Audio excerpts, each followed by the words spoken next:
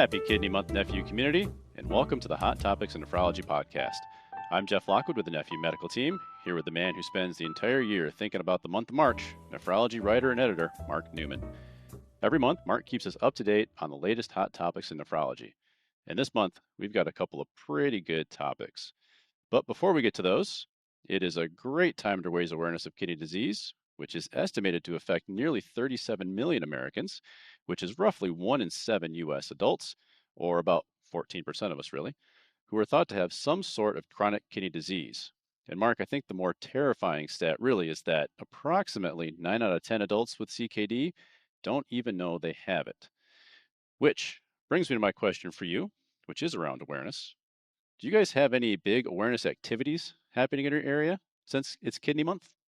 Yeah, we have a Arizona Kidney Foundation here, and they have their yearly meeting coming up later this month, and also there's a kidney walk that takes place. So there's some activity in terms of awareness, but I think the key there, as you mentioned, Jeff, is about diligent review of lab results. I know I get mine checked all the time. And if you're careful and if you're watching those closely, it really helps determine how your kidneys are functioning. So I'm a big advocate of watching, especially as I'm older too. As you get older, you worry about those kinds of things, and certainly checking your hemoglobin, your creatinine, those kinds of things are really important.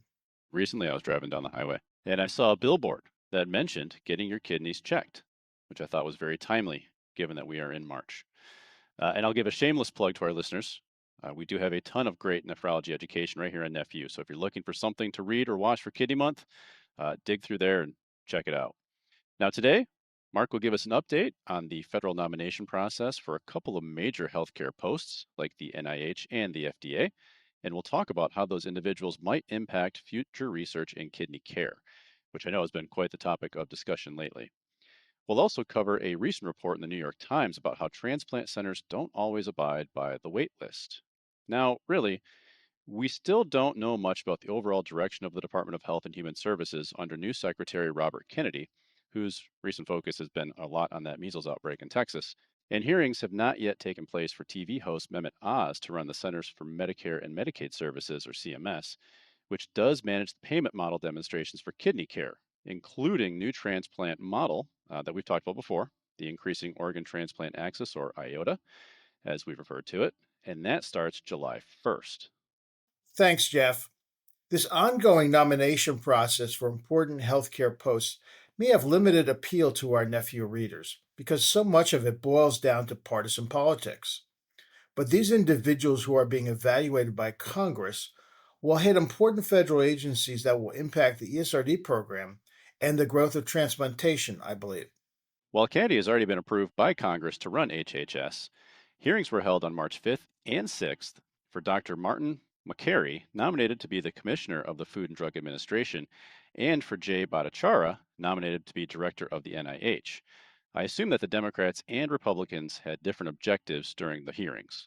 Yes, for Republicans, they stated they wanted to see increased transparency in federal health agencies and whether the candidates were going to help advance President Trump's Make America Healthy Again agenda. Democratic members highlighted concerns about recent actions by the Trump administration to reduce the size of federal healthcare agencies and the potential impact on the nation's research work. The committee will vote on March 13th to advance both nominations to the Senate floor for confirmation, which is expected. Good timing, given that March 13th is World Kidney Day. So, the big question here is, are these two individuals going to help resolve our kidney disease crisis with potentially, as I mentioned earlier, 30 or so million or more Americans with some level of chronic kidney disease? Well, Bhattacharya said one of his goals, if confirmed to lead the NIH, would be to focus on chronic illness, which is what Kennedy at HHS is proposing as well. So this could lead to more funding for new care models for patients with CKD and lend support to the Kidney Care Choices model, which focuses on patient care in CKD stages 4 and 5.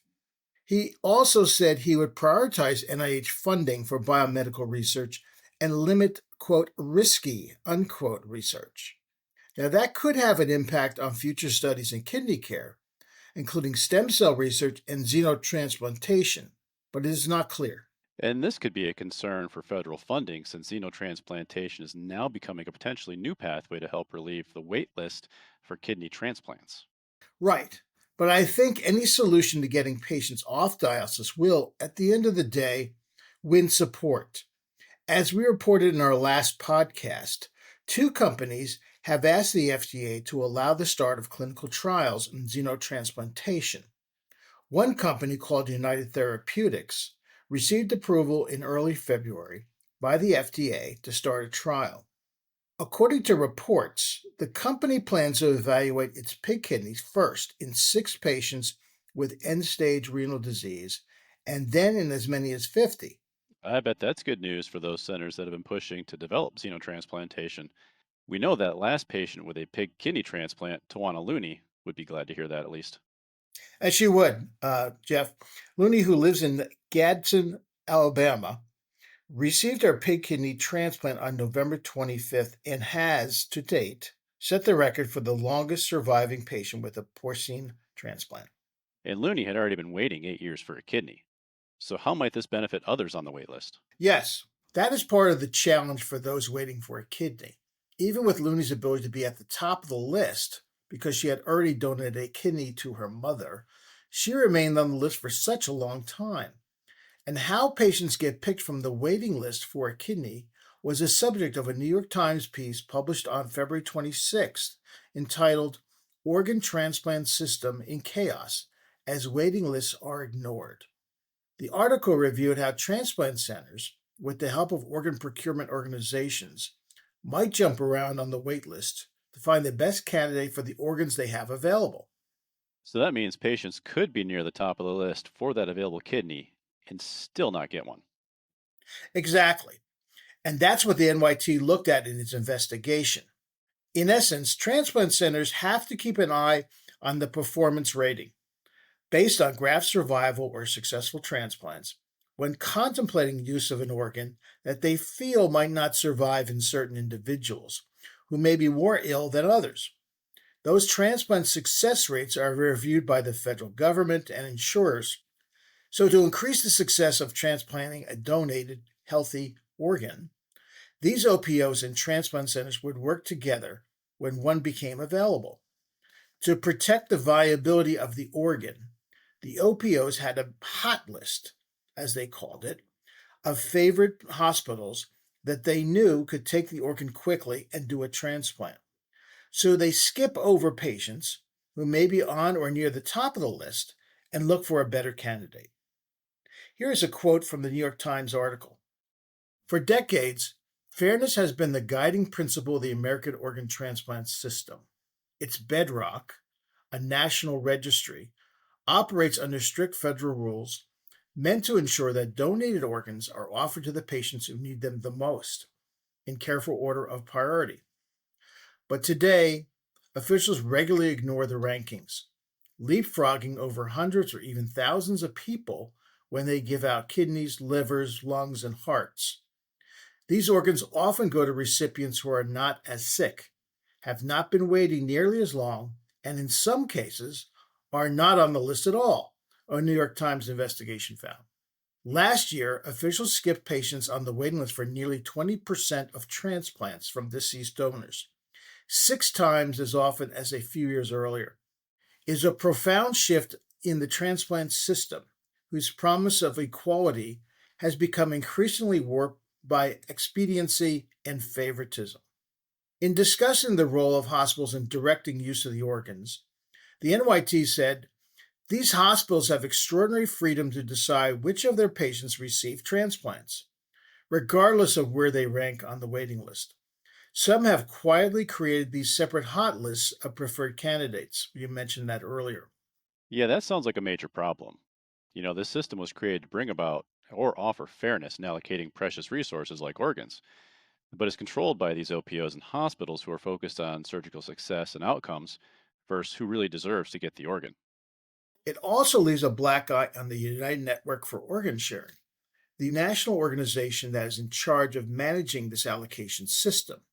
Congress and federal officials have made it clear that they no longer want UNOS to manage the system, but it's not clear how to fix this problem. Yeah, the intentions are good. You make sure an organ goes to someone who will benefit the most. But those who've been waiting for many years, maybe, deserve to get it as well. I agree. The bottom line is the system needs more checks and balances.